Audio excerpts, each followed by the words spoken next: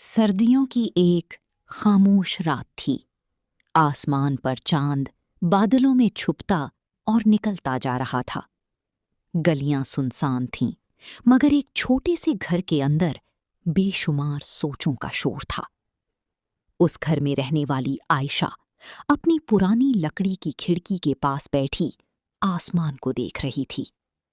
اس کی آنکھوں میں نمی تھی اور دل میں ہزار سوال۔ عائشہ ہمیشہ سے بہت خوش مزاج لڑکی تھی۔ وہ چھوٹی چھوٹی باتوں میں خوشی ڈھونڈ لیتی تھی۔ اس کے والد ایک معمولی دکاندار تھے اور ماں سلائی کا کام کرتی تھی۔ گھر امیر نہیں تھا، مگر محبتوں سے بھرا ہوا تھا۔ شام کے وقت سب ایک ساتھ بیٹھ کر کھانا کھاتے، ہنستے، باتیں کرتی اور عائشہ دل ہی دل میں اللہ کا شکر ادا کرتی کہ اسے اتنا خوبصورت خاندان ملا۔ لیکن قسمت کو شاید کچھ اور منظور تھا۔ ایک دن عائشہ کے والد اچانک شدید بیمار ہو گئے۔ پہلے تو سب نے اسے معمولی بیماری سمجھا، مگر جب ڈاکٹر کے پاس لے جایا گیا تو معلوم ہوا کہ بیماری بہت خطرناک ہے۔ علاج مہنگا تھا اور گھر کی حالات پہلے ہی کمزور تھی۔ وہ دن تھا اور پھر گھر کی خوشیاں جیسی آہستہ آہستہ ختم ہونے لگیں۔ عائشہ کی ماں رات رات بھر جاگ کر سلائی کرتی، مگر خرچے پورے نہ ہوتے۔ عائشہ نے اپنی پڑھائی کے ساتھ ساتھ بچوں کو ٹیوشن پڑھانا شروع کر دیا۔ وہ صبح کالج جاتی، شام کو ٹیوشن پڑھاتی اور رات کو والد کے پاس بیٹھی رہتی۔ کئی بار وہ اتنی تھک جاتی کہ کتاب ہاتھ میں پکڑے پکڑے سو جاتی۔ ایک رات اس کے والد نے کمزور آواز میں کہا، بیٹی، اگر میں نہ رہوں تو اپنی ماں کا خیال رکھنا۔ یہ سن کر عائشہ کے دل پر جیسے قیامت ٹوٹ پڑی۔ اس نے روتے ہوئے کہا، ابو، ایسا مت کہیں، آپ ٹھیک ہو جائیں گے۔ مگر قسمت کے فیصلے انسان کی اختیار میں نہیں ہوتے۔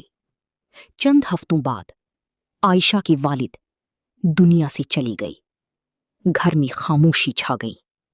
ماں کی آنکھوں کے آنسو رکنے کا نام نہیں لیتے تھی اور عائشہ اندر ہی اندر ٹوٹ چکی تھی۔ اسے لگتا تھا جیسے زندگی ختم ہو گئی ہو۔ محلے کے لوگ کچھ دن ہمدردی جتاتے رہے، پھر سب اپنی زندگیوں میں مصروف ہو گئے۔ مگر عائشہ کی آزمائش ابھی ختم نہیں ہوئی تھی۔ گھر کا کرایہ دینا مشکل ہو گیا۔ کئی دن ایسے آتے جب گھر میں صرف چائے اور سوکھی روٹی ہوتی۔ ایک دن مالک مکان نے آ کر سخت لہجے میں کہا، اگر اگلے مہینے تک کرایہ نہ دیا تو گھر خالی کر دینا۔ اس رات عائشہ بہت روئی۔ اس نے تہجد میں اللہ کے سامنے ہاتھ اٹھا کر کہا، یا اللہ، میں تھک گئی ہوں، اب بس تو ہی کوئی راستہ نکال دی۔ کہتی ہے نا، جب انسان ہر دروازے سے مایوس ہو جاتا ہے تو اللہ کے دروازے کھلنے لگتے ہیں۔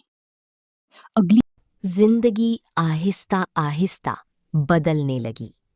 اب گھر میں سکون آنے لگا تھا۔ ماں کے چہرے پر بھی تھوڑی مسکراہٹ لوٹ آئی تھی۔ عائشہ نے اپنی محنت جاری رکھی۔ کئی سال گزر گئے اور وہ ایک کامیاب ٹیچر بن گئی۔ پھر ایک دن ایسا آیا جب عائشہ نے اپنی ماں کے لیے نیا گھر خریدا۔ جب وہ گھر کے اندر داخل ہوئیں تو اس کی ماں کی آنکھوں میں آنسو آ گئے۔ انہوں نے کہا، بیٹی، آج اگر تمہارے ابو ہوتے تو تم پر بہت فخر کرتے۔ عائشہ خاموشی سے آسمان کی طرف دیکھنے لگی۔ اسے اپنے والد کی ہر بات یاد آ رہی تھی۔ وہ دن بھی جب گھر میں فاقے تھے اور آج کا دن بھی جب اللہ نے عزت اور سکون دونوں عطا کر دیے تھے۔ اسی رات عائشہ اپنی چھت پر بیٹھی چاند کو دیکھ رہی تھی۔ ٹھنڈی ہوا چل رہی تھی۔ اس نے آہستہ سے کہا، زندگی واقعی قسمت کا کھیل ہے، کبھی خوشی کبھی غم، مگر ہر غم کے بعد آسانی ضرور آتی ہے۔ وقت گزرتا گیا، عائشہ اب دوسروں کی مدد کرنے لگی۔ وہ غریب بچوں کی فیس ادا کرتی، یتیموں کے ساتھ وقت گزارتی اور ہر اس شخص کو حوصلہ دیتی جو زندگی سے ہار مان چکا ہوتا۔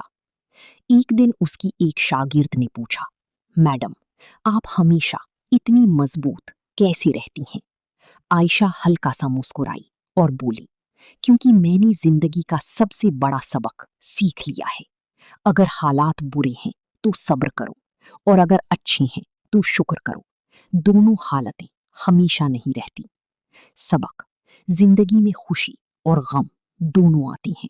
کبھی انسان ہنس ہنس کر جیتا ہے، کبھی آنسوؤں کے ساتھ رات گزارتا ہے، مگر جو شخص اللہ پر یقین رکھتا ہے اور صبر کے ساتھ آگے بڑھتا رہتا ہے، اللہ اس کے لیے وہاں سے راستے نکالتا ہے جہاں سے اسے امید بھی نہیں ہوتی۔